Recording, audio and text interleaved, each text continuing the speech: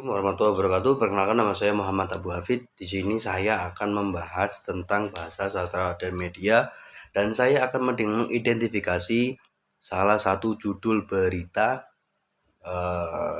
online sangat familiar sekali karena yang saya ambil yaitu detik.com. Nah, beberapa waktu lalu detik.com mengeluarkan sebuah berita yang berjudul warga Tapanuli Utara tewas tersambar petir saat masak makanan babi. Dari judul ini saja menurut saya sudah sangat kontroversial, karena dari judul saja kita dapat memahami dua hal yang berbeda. Yang pertama adalah warga Tapanuli Utara tewas tersambar petir saat masak makanan babi.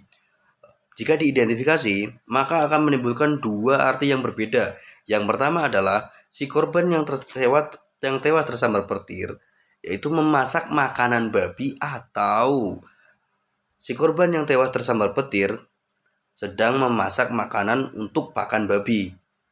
Nah, dari dua hal itu saja sudah menjadi kontroversial. Yang kedua adalah bagaimana respon masyarakat terkait berita ini. Seperti kita ketahui bahwa masyarakat Indonesia termasuk muslim terbesar di dunia. Nah, yang saya lihat dari kolom komentar itu adalah bagaimana perdebatan agama tentang bagaimana mereka memperdebatkan masalah babi. Babi memang bukanlah sebuah hal yang hina. Namun di Indonesia babi memiliki konotasi negatif karena kultur budaya Indonesia, atau sebagian masyarakat Indonesia, bahkan mayoritas masyarakat Indonesia beragama Muslim, sehingga menurut saya kurangnya empati yang ditunjukkan oleh detik.com dalam hal ini adalah membuat judul berita yang kontroversial, karena menurut saya beritanya bisa merubah persepsi orang yang dari korban menjadi tersangka. Perlu dipahami bahwa judulnya adalah warga Tapanuli Utara tewas tersambar petir saat masak makanan babi. Ini tidak akan menjadi kontroversi apabila judulnya menjadi seperti ini: warga Tapanuli tewas tersambar petir saat memberi makan babi atau saat memberi makan pakan ternak. Menurut saya jauh lebih elok menggunakan bahasa tersebut. Karena apa? Karena yang saya lihat di kolom-kolom komentar adalah memperdebatkan bagaimana haram dan halalnya babi. Nah, padahal perlu dipahami bahwa si korban adalah non-muslim, dan itu sudah sangat wajar apabila bersentuhan atau bahkan bersinggungan atau bahkan memakan makanan babi. Nah, seharusnya inilah peran media yang saya maksud dari tadi, bahasa sastra dan media tadi.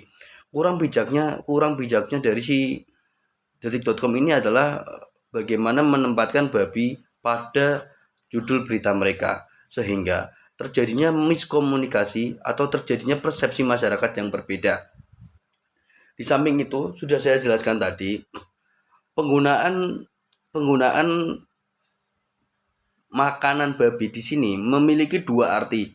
Makanan babi yang dimaksud adalah saat masak makanan babi yang tadi yang saya jelaskan adalah yang pertama, bahwa ini sebetulnya yang dimasak itu babinya atau makanan untuk pakan ternak babi.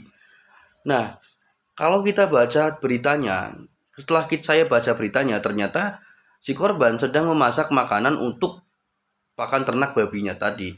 Sehingga menurut saya ada kesalahan berbahasa juga pada judul berita dari detik.com ini.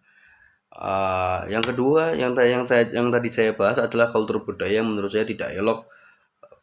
Sudah jelas ini si korban tewas tersambar petir, namun sangat-sangat disayangkan kenapa harus ada tulisan makanan babi tadi, karena yaitu tadi respon masyarakat akan sangat berbeda.